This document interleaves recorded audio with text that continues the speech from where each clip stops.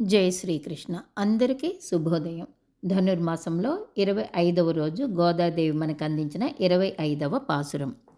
ஒருத்தி மகனாயிப்பரந்து ஓரிரவில் ஒருத்தி மகனாய் ஒளித்து வளரா தரிக்கிலானாகித்தான் தீங்கு நினைந்த கருத்தை பிழையப்பித்து கஞ்சன் வயிற்றல் நெருப்பென்ன நின்றா நீடுமாலே உன்னை அறுத்தித்து வந்தோம் பறை தருதியாகில் திருத்தக்க செல்வமும் சேவகமும் யாம் பாடி వరుత్తమం తీరందు మగిలింద ఏలోరెంబావాయ్. స్వామికి సింహాసనం పైన అధిరోహింపచేసి చక్కగా మనసారా మంగళాశాసనం చేశారు ఆండాళ్ గోష్ఠి. మంగళాశాసనం చేసిన తర్వాత ఆండాళ్ళకు గోపికలకు ఒక సందేహం వచ్చింది. అమ్మో, మన కృష్ణ పరమాత్మ మీదకు రకరకాల అసురులందరూ వచ్చి కీడు తలపెడుతున్నారు కదా, మనం ఎందుకు ఇలా ఆహా స్వామి ఓహో స్వామి అని కీర్తనలు పాడుతున్నాం? మనం ఇలా పాడుకుంటే దుష్టుడైన కంస మహారాజుకి కృష్ణుడు ఇక్కడ ఉన్నట్లు తెలిసిపోతుంది. అందుకే స్వామి యొక్క గుణాలు బయటికి పాడకూడదు అని అనుకుంటున్నారు గోపికలు. ఆండాళ్ తల్లి విష్ణు చిత్తుని ఇంటిలో ఇప్పుడు బ్రాహ్మణ బిడ్డగా లేదు. తాను ద్వాపరయుగంలో శ్రీకృష్ణ పరమాత్మతో పాటు గోపికలతో కలిసి ఆడుతున్నట్లు పాడుతున్నట్లు ఆ భావంలో పూర్తిగా తాదాత్మ స్థితికి చేరిపోయింది ఆండాళ్. అసురులు పరమాత్మకు కీడు చేస్తున్నారనే భయంలో ఉంది మన గోదాదేవి. ఈ పాసురంలో అవతార రహస్య జ్ఞానాన్ని అనుగ్రహిస్తూ ఉన్నారు. పరమాత్మ మన ఎదుట అవతరించినటువంటి వాడు. మనలాగే చేతులు కాళ్ళు ఉన్నా, మనలాగే ఆహారం తీసుకుంటున్నా మనము పరమాత్మ ఒకటి కాదు అని గ్రహించాలి. దీనినే అవతార రహస్యం అంటారు. ఒకనాడు ఒక తల్లి గర్భంలో జన్మించారు. ఒకనాడు ఒక తల్లి దగ్గర దాగి దాగి పెరిగారు. దేవకీ వసుదేవుల గర్భంలో జన్మించారు, నంద యశోదుల దగ్గర పెరిగారు అని చెప్పవచ్చు. కానీ అలా చెప్పడం లేదు గోపికలు. స్వామి గురించి పాడాలని, కీర్తించాలని ఆరాటం ఉంది, స్మరించాలని ఆత్రం ఉంది. కానీ బయట చెప్పకూడదు. బయటకు చెబితే కృష్ణుడు ఇక్కడ ఉన్నారని తెలిసిపోతుంది కంసునికి, ఆ నోట ఈ నోట.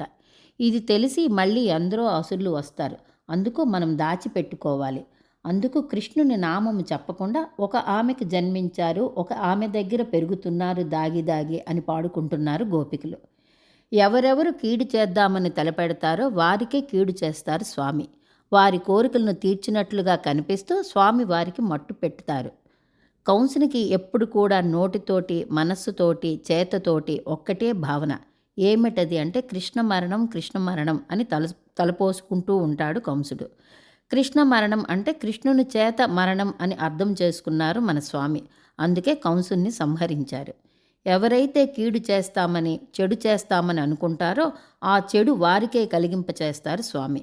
అందుచేతన చెడు భావనలు కూడా చెయ్యవద్దంటారు పెద్దలు.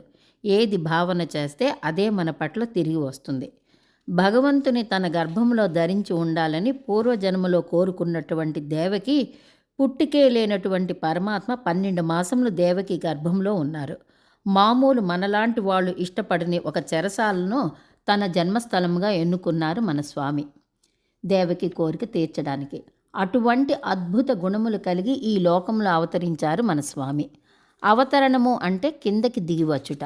దిగి వచ్చారు కదా అని అతను శక్తిహీనుడు అని అనుకోకూడదు. వారితో వీరితో పాటు కలిసి తిరుగుతూ ఆడుతూ ఆ ఇంట్లో పాలు త్రాగి ఈ ఇంట్లో పెరుగుతున్న స్వామిని ఇతను ఏమి పరమాత్మ అని అన్నవారు కూడా ఉన్నారు. అలా అన్నవారు మట్టి కొట్టుకుపోయారు. పరమాత్మ అని గ్రహించి దర్శనము చేసుకున్నవారు మోక్షం పొందారు. మనతో పాటు పరమాత్మ కలిసిమెలిసి ఉంటుంటే పరమాత్మని గుర్తించి ఆ గౌరవము, ఆ జ్ఞానము కలగడం చాలా కష్టం. కానీ ఆండాళ్ తల్లి గోపికలు ఆ తప్పు చెయ్యలేదు. మనతో పాటు పరమాత్మ ఉన్నారు కదా అని ఆయన జన్మ మన జన్మతో సమానం కాదు అని భావిస్తున్నారు గోపికలు. కేవలం పరమాత్మ అని గుర్తిస్తే చాలట వచ్చేస్తుంది మోక్షం. జీవుడు పరమాత్మకు చేరు ఉపాయమునకు పేరు యోగం. భగవద్గీతలో 12 యోగములని చెప్పబడ్డాయి. ఈ యోగములన్నీ భిన్న రీతిలో పరమాత్మను పొందింపచేసేవి. అర్జున విషాద యోగంలో నా వారందరినీ చంపి నేనేమి చేసుకుంటాను, ఈ రాజ్యం నాకేమీ వద్దు అనుకున్నాడు అర్జునుడు. ఏది కూడా నాకు వద్దు అన్నంత దుఃఖము, విరక్తి కలగాలి భగవంతుని పొందడానికి. గోపికులు స్వామితో, స్వామి నీ దగ్గరకు మేము చేరింది దేని గురించి అంటే, ఎంతో గొప్ప వ్యామోహం ఆశ్రితుల పట్ల కలిగినటువంటి వాడివి కదా స్వామి అని గోపికలు అంటున్నారు.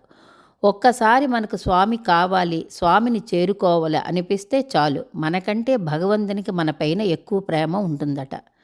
ఆశ్రితుల పట్ల అనంతమైన వ్యామోహం, వాత్సల్యము కలిగిన వాడా అని కీర్తిస్తున్నారు పరమాత్మను. ఆండాళ్ళ తల్లి గుర్తించింది, మనకంటే స్వామికే మనపైన ప్రేమ ఎక్కువ అని. గోపికల యొక్క ఈ మాటలు విని స్వామి ఆనందపరవశుడై పోతున్నారట.